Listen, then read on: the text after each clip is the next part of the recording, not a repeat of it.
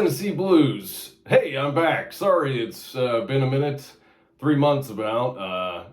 I didn't get bored with the channel or abandon it for any reason. It was mostly just a really beautiful summer here and traveled a lot. I've been out. My kids are still little, 4 and 6, and spent some time outside and just working in my yard and just kind of living life there. And had an injury with my back, kind of made it really difficult for me to sit for long periods of time. So sitting down to lean forward to do tabs on the computer and just was kind of painful for me. So I was able to still go out and walk around and stuff. When I was upright, it was fine. When I was sitting and had pressure on my spine, it was kind of bad. So I've had physical therapy now for a bit, and I'm feeling a lot better. So I'm back into it. I got a banjo tab that I'm halfway through writing for something. If you pick clawhammer banjo, I think you'll be really excited about. I hope to have out maybe by next week or so. But anyway, this is East Tennessee Blues. This is an advanced lesson for sure. I was thinking about the categorization of difficulty. So I have beginner, intermediate, and advanced right now. And you might hear this and think, well, I've heard songs that are 10 times more complicated than that. And I think, and I haven't done one of these yet, but when I eventually do, like Church Street Blues or something, I'll tag those as like expert level, and I think that having it in 3 tiers kind of limits it, because this isn't an intermediate tune for sure, but this isn't an expert tune. So I think advanced is a good position for this. So anyway, I transcribed this from a mandolin version that I liked, that I've been playing Mando lessons. If you've ever been there, the fellow's name is Baron Collins Hill, and even though I write my own arrangements to stuff, I still seek out tabs if I hear something cool. I just want to learn on the fly. I don't have time to sit down and pick it all out.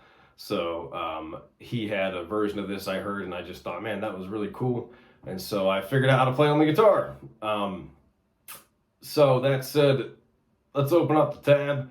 It's in the video description. If you would like to support this channel, I have several means of doing so. I have a PayPal link, and I have a Venmo link in there. It helps me kind of keep all these instruments strung up here. The lessons and tabs are always free to you. And if you can't, support the channel monetarily, I would ask that you at least give me a like, or maybe a subscribe. It helps put more free lessons out there. So I'm not monetized or anything. I honestly could care less about views and clicks and whatever, but all I really care about is there being free resources out there for people to have. A very quick note about the tab is, I've had some people argue with me about this over comments and stuff. When you see the up and down arrows, whenever you're looking at tab, you're essentially looking at your fretboard upside down because your high E's on the top. If you see an up arrow, I'm using this as the pick direction. So if you see an up arrow, it's down. If you see a down arrow, it's up. It just follows the way that the guitar is flipped when you're looking down at it. So up arrow down, down arrow up. Seems backwards, but hey, tab's backwards, right? So it's really important, especially for this song, to pay attention to the pick direction. It's just, you won't be able to play this smoothly if you don't. So that said, let's do some East Tennessee Blues. Okay, East Tennessee Blues, let's do it. You might have skipped by it a minute ago. I know I talk a lot. Pick direction, a down arrow on the tab is an upstroke. An up arrow on the tab is a downstroke. We're following the pick direction. If you think about it, you look at the tab, you're looking at it pretty much upside down because the high E's on the top. So an up arrow to me is a downstroke. That's just how I write it. Sorry if that bugs you. But let's do this kickoff here. The kickoff, you're going to use just your index finger, and the reason being is because you're going to need your middle finger and your pinky finger for your first lick. And the reason you're going to use those two is to set yourself up for the second lick, because you're going to need your ring finger down pretty quickly. So pick direction, very important in this. So up, down, up, and then now this little ditty's easy. And that's just, you know, down, up, down, down, up, down. Then we're gonna go down, up, down, up.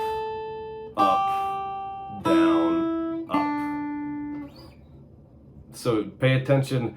The first, you go 3 5 3 0, 3 5 3 0, 3 0 3. That's all up, down, up, down, up, down. Then we get to that first 5. It goes up, and then you kind of the reason that there are 2 ups in a row is because you kind of just hang just an extra second on that.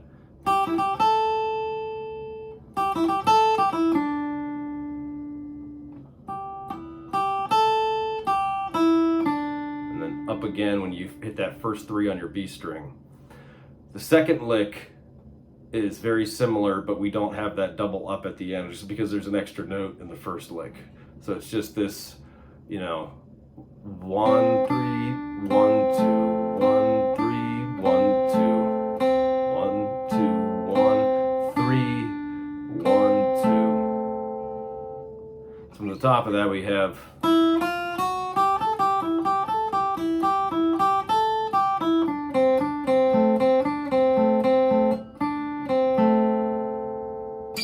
okay, this part is really quick, but man, is it fun when you get it down. So you're going to use again your middle and pinky fingers for this because we're kind of like in a C arpeggio, not quite. There's like a F sharp in there that we're going to use. But you're going to need to use these 2 out of the gate because you're going to need your index finger to hit this C note here pretty quickly. So that's just the way it works out the smoothest. So you're gonna hit your open G and then 4 on the D with your pinky. So it's discorded, it's like G. It's basically like going, but you need to move faster than that. So we're going 2nd fret G, and then now you're just gonna go on your C note here. So 3. And then when you're going to hit this open, you're going to move from your 3 to your 4, and it's going to make this crazy discord. So, but you're going to pass through it so fast you won't even hear it. So,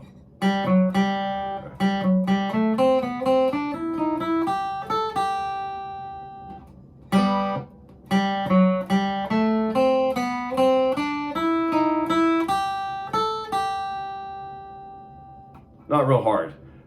Take it slow, you get it, but you got to play it like. So then this first ending goes like this. Right after you play that, you're gonna slide real fast. So 3 2 3. I usually just plant this finger on the 3rd and just you're gonna go when you slide up.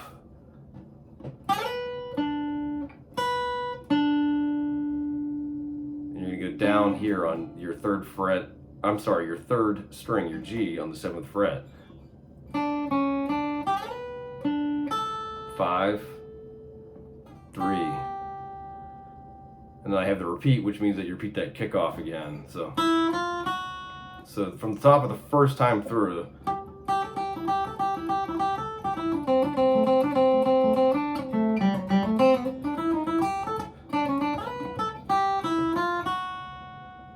and then we just play that whole part again, and then when you get to the second ending is just plant your middle finger down. And that's open E, C. So you just this dum dum dum dum, and then we're gonna move into now part B. So let me move my tab up here so we are all on the same page. What do you mean? All right, so for the part B, you're gonna slide from, you're gonna make this, but you're gonna slide from, you have your 1st fret, so an F note, and then you have your D note here. So you're gonna go, so just, then that's just double 3. and then this chord, which is kind of the inverse of this. So you're on the 3rd fret here now, and the 1st fret here. So open, and then almost like a power chord. But I mean, I had to do it that way just to achieve the notes and the double stops that I was playing on mandolin. So I wasn't real crazy about going from the, felt like it sounded too different, but I think it's growing on me. So that's actually really simple. So you just, and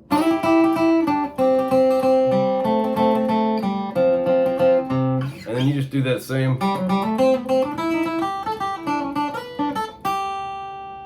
only this time instead of doing the, you just do that again, and then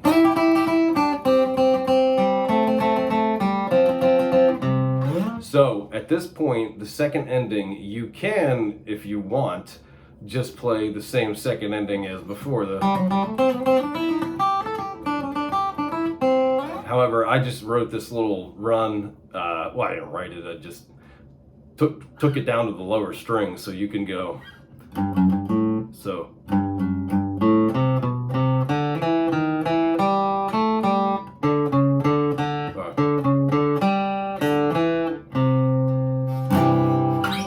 So all that is, I use these 2 fingers to kind of, again, this whole thing is me setting myself up for the next lick. So it's just really easy, just down, up, down, and you're just going to the next string. So we're on the E, A, same thing, open D, but you're just gonna shift from these 2 to, from the 2 and the 3 to the 1 and the 2. So. And that's just on the G string. And I thought about this because you moved it back down here and go. And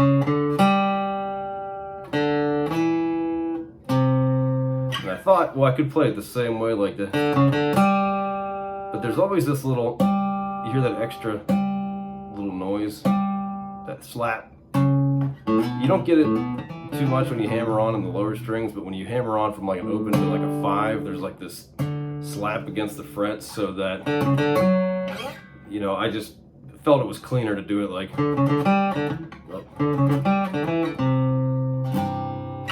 so the second part from the top, here we go. Well, top of the second part.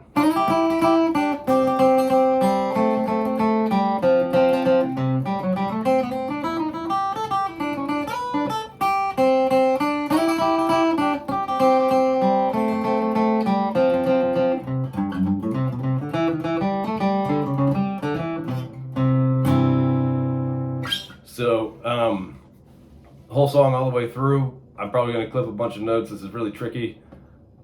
Here we go. I'll try to play a little slower.